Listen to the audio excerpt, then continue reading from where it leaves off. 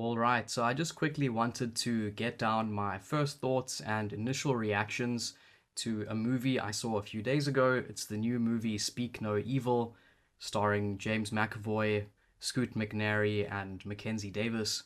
It's a remake of a Danish film from 2 years ago. So I went into this movie fairly blind. I didn't know anything about it, not even the premise. All I knew was that James McAvoy was in it and that he's generally a good actor who's in pretty good projects. So I thought, let me give it a try. And I actually enjoyed this movie a lot and thought it was really good.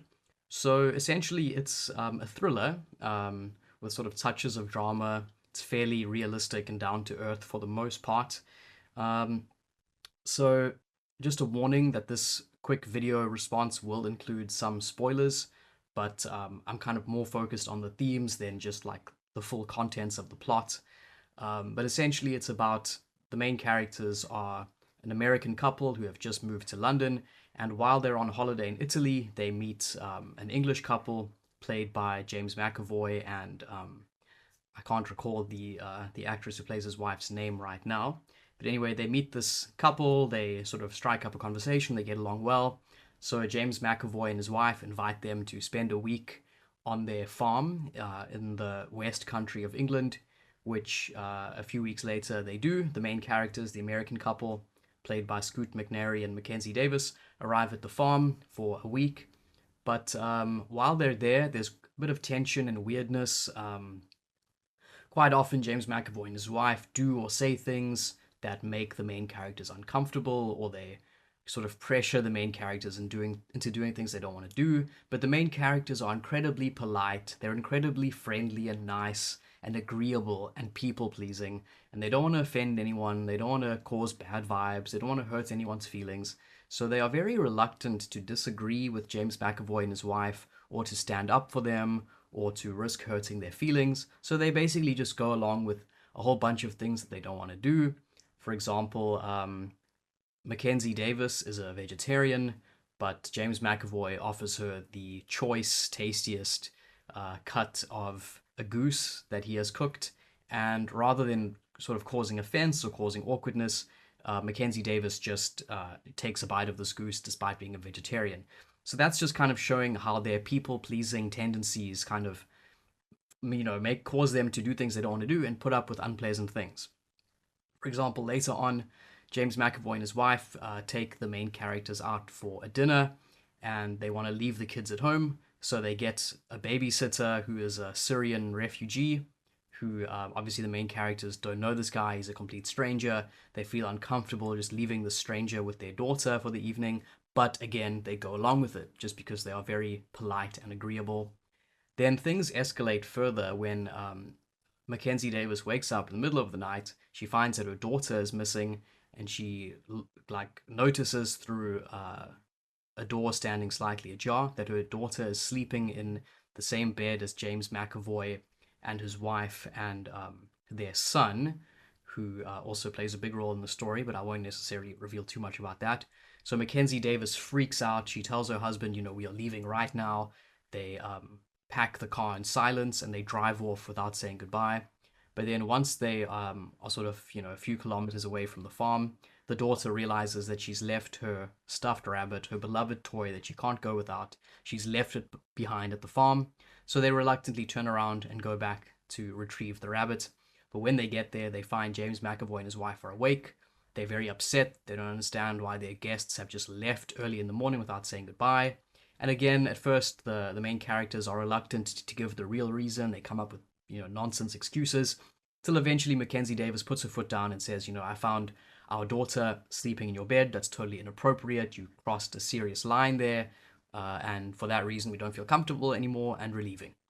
But then James McAvoy's wife apologizes profusely. She says, your daughter was crying in the night. So I just, invited her to come sit in the bed to calm down. And then I guess we just fell asleep. She says, she knows that she crossed a line there. She apologizes. But part of it is because she had a daughter once years ago who died as a baby. So she's always wanted a daughter. She has a soft spot for little girls. And so it was basically, she admits that she made a mistake, but that it was driven by good intentions. So the main characters, being the polite, nice people that they are, accept this explanation and apology, and they decide to keep staying for a few days longer.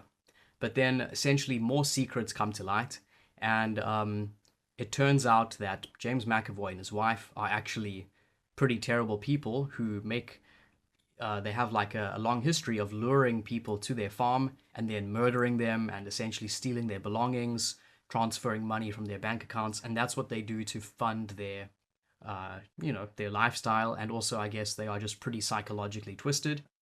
And again, part of why the movie works so well is just because the acting is so good, especially from James McAvoy. I mean, for most of the movie, he's acting nice on the surface, but you can just tell that there's something wrong about him.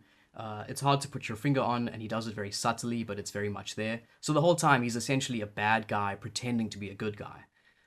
And yeah, so the acting really anchors this movie and makes it work. If the acting had been mediocre or subpar, this movie would have just collapsed completely and been utterly ridiculous. But instead, the acting really holds it together and really like brings it up to that a higher level. So I won't reveal too much of the climax, but essentially the main characters learn the truth that James McAvoy and his wife are killers who plan to kill them as well and take their belongings. And so they eventually, try to fight back. And then there's one very crucial scene where James McAvoy and his wife are holding the main characters prisoner, and they've just used their phones to do a massive money transfer from the main character's bank account into James McAvoy's bank account, and they're getting ready to murder these people. And Mackenzie Davis's character asks James McAvoy, "Why are you doing this?" To which he replies, "Because you let us." And I thought that was a great line of dialogue, which really sums up the movie's themes, which I think essentially the movie is critiquing this sort of like modern, shallow, peace loving, overly nice, hippie sort of philosophy of, sort of peace and love, and basically a philosophy that says you should just be kind all the time. You should, just yeah, that you should just always be nice and good and not hurt anyone, and you know just like be purely good all the time. I mean, and that's sort of encapsulated by the movie's title, Speak No Evil. Sort of like that's the philosophy that the main characters cling to, that they should speak no evil. They never like hurt anyone's feelings, they never like cause a fight, they struggle to stand their ground because they don't want to, say anything wrong, they don't want to say anything bad. But then the movie is really critiquing that. It's saying that that philosophy or that strategy is just insufficient for going through life and dealing with the realities of life, because it's saying that if you act that way, if you are just super nice and you're never bad and you never speak any evil and you're just always super nice and accommodating, that if you do that, there's a massive risk that you will end up enabling or facilitating greater evil. So, I mean, this couple, the only reason that James McAvoy and his wife even have a chance of killing them is because they were so agreeable and so reluctant to stand up for themselves and cause a scene. They were just willing to go along with everything. They had so many opportunities where they could have just drawn a line. They said, look, we're not feeling comfortable. We're going home. We're leaving now. And that would have put an end to it. But because they didn't do that, they ended up facilitating, James McAvoy's sort of serious, twisted malevolence. So I do think the movie was pretty smart in its handling of that theme, and it's a really relevant theme that I think applies now. Where, yeah, I guess people. It's unclear, how exactly you should act and how you should deal with, these sorts of things, and like what does it really mean to be nice? What really happens if you are nice? And this movie is very much saying that like if you are overly nice, you will end up enabling greater evil. That, in order to prevent greater evil, sometimes you need to be mean and nasty and stand your ground, hurt someone's feelings. Basically, that you need little doses of, perhaps even a little dose of evil now and then, in order to actually fight back and resist the greater evil that might exist. So basically, it's kind of, yeah, it's criticizing this overly passive, pacifist sort of philosophy as just being naive and incomplete. So, yeah, I guess I'll end my first thoughts slash review slash impression of the movie there. Overall, I thought it was a really good movie, really well made, really well acted, really thoughtful, interesting themes.